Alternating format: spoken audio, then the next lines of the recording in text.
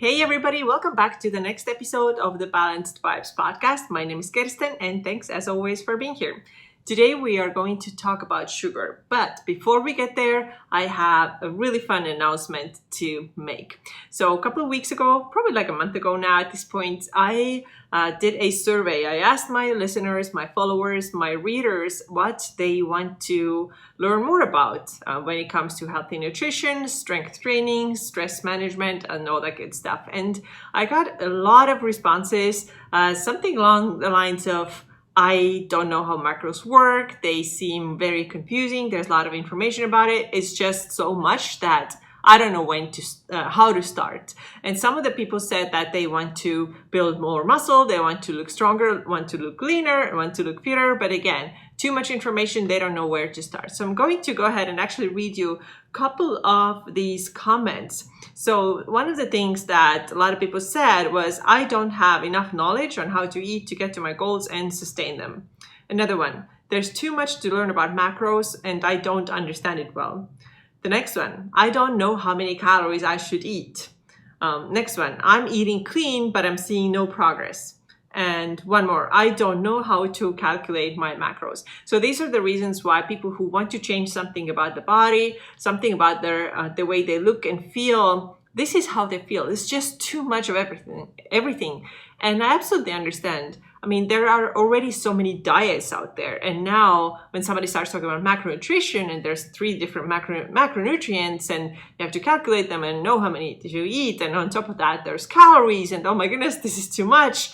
I understand you because I have been there myself too before I ever became a coach, before I ever tried macros out on myself.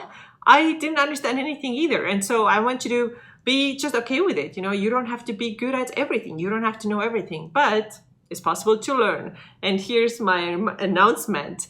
I have put together a brand new guide that is called the Lean Ladies Blueprint. The actual full name is the Lean Ladies Calorie, Protein, and Workout Blueprint. And this is exactly what you have been asking.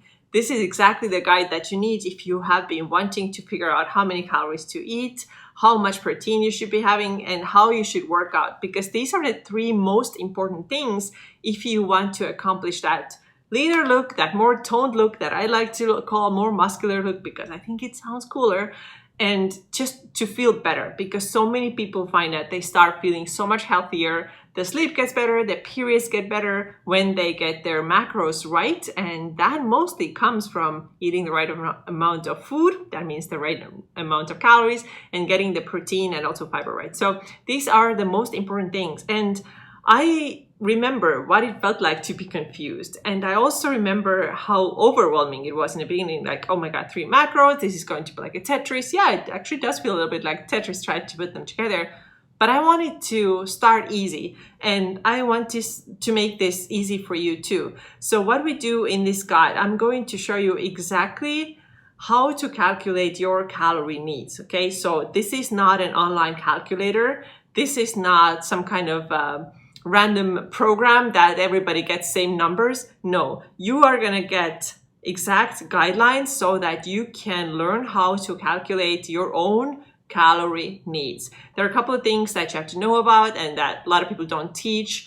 So one thing we have to take into account is your activity level, and I help you in a very specific way to figure out how much you have to eat based on your workouts and based on your basal metabolic rate. And you know, it doesn't even matter whether your goal is to lose weight, to maintain weight, or to gain weight. This guide covers everything. So one of these goals you probably have right now, and I got you covered because I'm telling you exactly what you should be doing if your goal is to lose weight, what you should be doing if your goal is to maintain weight, and also if you are one of the few people, one of the few women who is ready to go on a bulk, okay? So I'm going to tell you exactly how to calculate your calories, and then from there we take the next step, and this is how to calculate your protein needs, because protein is, let's say, one of the I don't want to say like a more important macro than others, but when it comes to accomplishing that leaner, stronger, fitter look, then protein is key. So next thing, we're going to talk about protein in this guide. And again, you're going to learn exactly how to calculate that based on your needs. Part 2 is going to be the workout part. And in this part, I'm going to show you what are the main exercises that should always be in your training routine if your goal is to build that fitter, stronger, leaner look.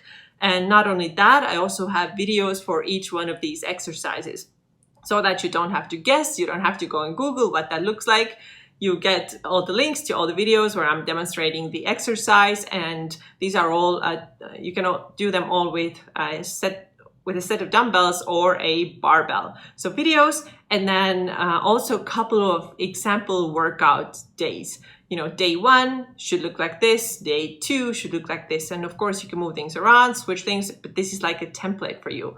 And honestly, this is really great guide. This is everything you need to get started. If your goal is to get leaner, if your goal is to lose a little bit of body fat, get that more muscular look, really look like you lift weights, because I think a lot of us already do, but there could be a couple of things. Maybe we're not doing the right workouts, maybe we spend time on exercises that don't matter, and maybe our diet is not on point. Honestly, this is probably the bigger part of the issue, because diet is extremely important if we want that muscle to show. So this is called the Lean Ladies Calorie, Protein, and Workout Guide. This is a blueprint. This is literally all you need to get started on your journey. So make sure that you grab that guide. It is everywhere, as always. When I create something new, it is in my YouTube channel description right below this video if you're watching. It's also in the show notes if you are listening on the podcast app, and of course it is on my blog,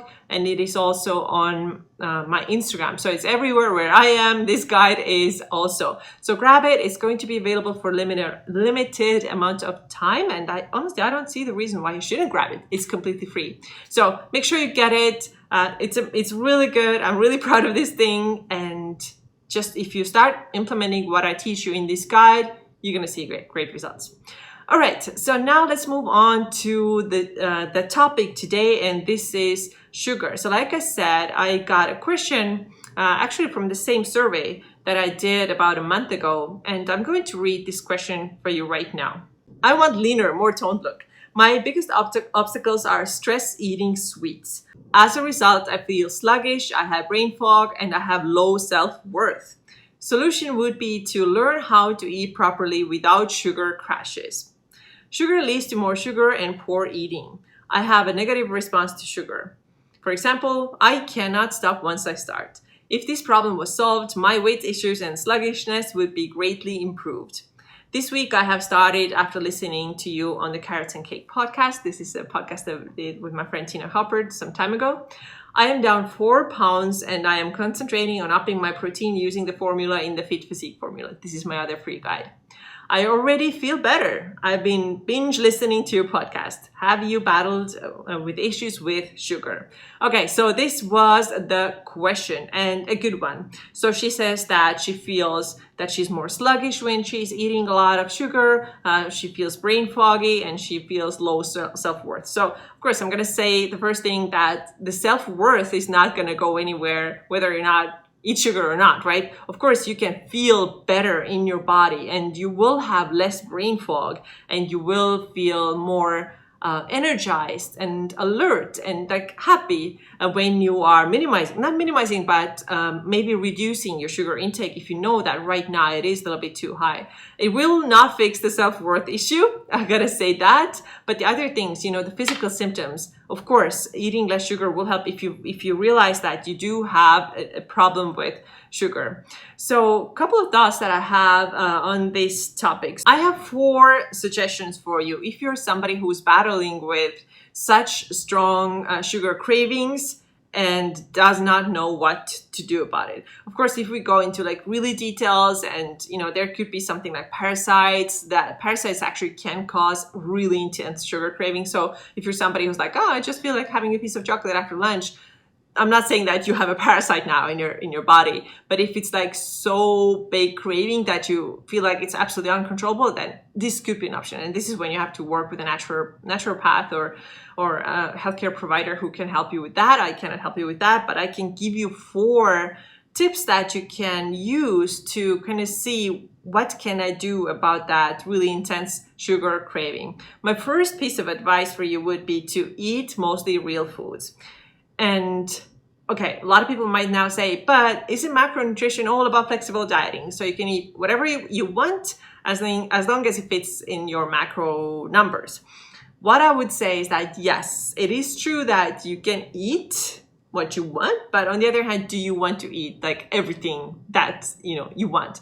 Actually, just recently I had a podcast, if you listen to it, with Jacqueline Rickistover, and with her we talked about that cake, right? If you listen to it, sometimes those who are kind of misunderstanding the intuitive eating concept say that it's okay to eat like cake 3 times a day, and for breakfast, lunch, dinner, it's okay, it's fine, nothing bad will ever happen to you. And we both disagreed in that. We don't think this is a good idea, because when we eat a lot of highly palatable foods, just like cake or any other sweet snack, then we want more of these things. And of course, we do gain weight. It is harder to control our blood sugar, and blood sugar control is everything when it comes to your hormonal health. Okay, we really have to keep that in check. So when we eat mostly real foods, we actually have less cravings for that sugary stuff. This is just how it is.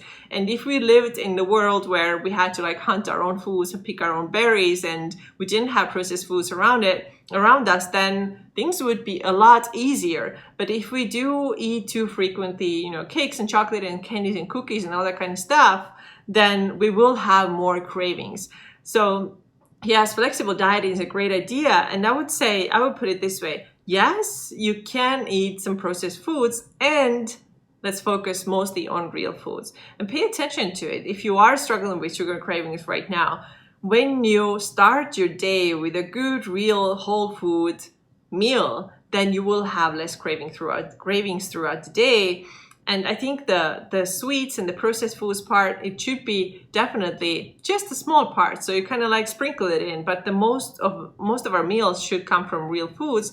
And the way we start our day is really important. So if you start your day with a donut and coffee, you probably are not feeling as well as you would if you ate 2 or 3 eggs with a little bit of, I don't know, maybe a little bit of sweet potato, or I really like Brussels sprouts, all meals throughout the day. I don't care, I like Brussels sprouts all the time. So if you start your day with something like that, you're setting yourself up for more stable blood sugar, way less crashes throughout the day, and way less sugar craving. So this is my first tip: eat mostly real foods, and you're going to notice how your cravings go down, and start from a really good whole food, real food breakfast. The second thing to pay attention to is your habits and something called situational eating. So situational eating is actually something that I learned from my former business coach, Jill Coleman. She uses that term in her nutrition coaching.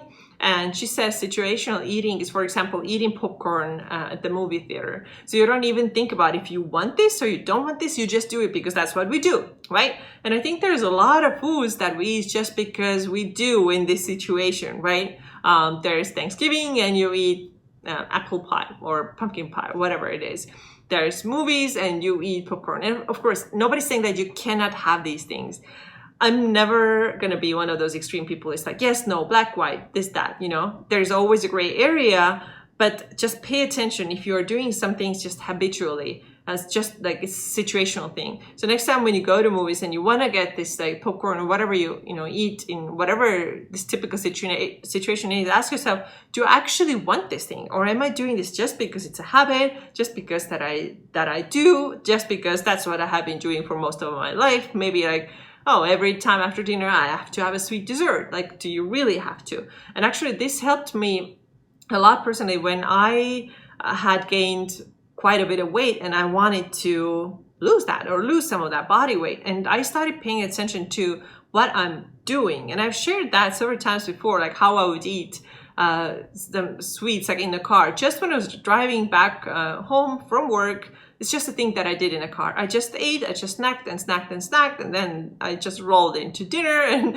this is how it was, And it was a habit. It was just something that I did. Maybe for other people, it's okay, every time I sit down to watch TV, I'll eat some candy. So check in with yourself. See, am I doing this because I actually really truly want this, or is it just a habit? And it's a matter of changing that habit, right? Understanding what the difference is and realizing that, okay, I probably don't even want that thing. And you know what? Sometimes you do, and then sometimes you don't. And those times when you don't want that, then just don't have it. And realize this is habit, this is situational eating. I actually don't have any desire for that sugar thing. Why am I eating this? And for me, this was really helpful. And one of the things that got me started with like more mindfulness when it comes to food, even before I started tracking macros.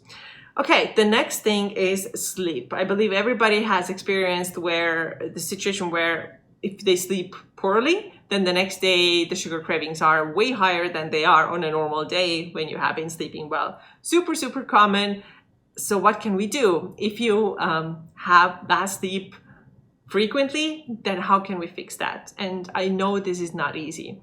Having struggled with insomnia so much in my life, I know that sometimes when somebody's like, hey, do you have like, is your room dark and cool? And I'm like, if somebody else tells me that one more time, I don't know what I'm going to do, because I'm checking all the boxes. Yes. I'm just not sleeping well. So I know that sleep can be tough, but have you done all these things? Really? Just go through this checklist. You know what those things are, and most people need to do, but they're not doing. Are they putting their phones away? Are they turning their Wi-Fi off when they go to sleep? Do it. Don't take the phone to the bedroom with you. It doesn't belong there. Bedroom is for sleeping. So leave the phone out. Don't look at any screens. Make sure that you go to bed about the same time every single night, and see if you have done those things. And if that doesn't help, then maybe there's something deeper that you need to work on. For me personally, I've shared that before too. When I started taking ice baths and doing breath work, my sleep got so much better. I just brought my stress response down so much and built up my stress tolerance that now my sleep is a lot better. And so one more thing, if you do get terrible sugar cravings the night after terrible nights of sleep, actually eating too many sugar foods or sugar foods in general is one of the worst things to do for our health, because that sleepless night already makes us insulin resistant. So insulin resistance is not a good thing. We want to be insulin sensitive because our hormonal health really depends on that. So get your sleep in, sleep as much as possible, as well as possible. Don't do other things instead of sleep, such as working out or doing the work, answering emails. No, you gotta sleep. You really gotta sleep. This is no joke.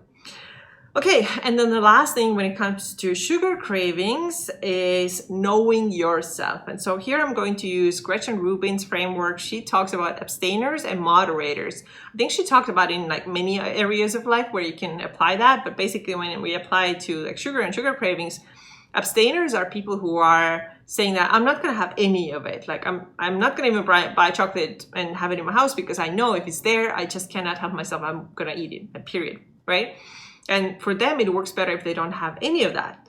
Then there's moderators who can have a little bit of chocolate and eat it and then be fine with it and then go back, have another piece next day.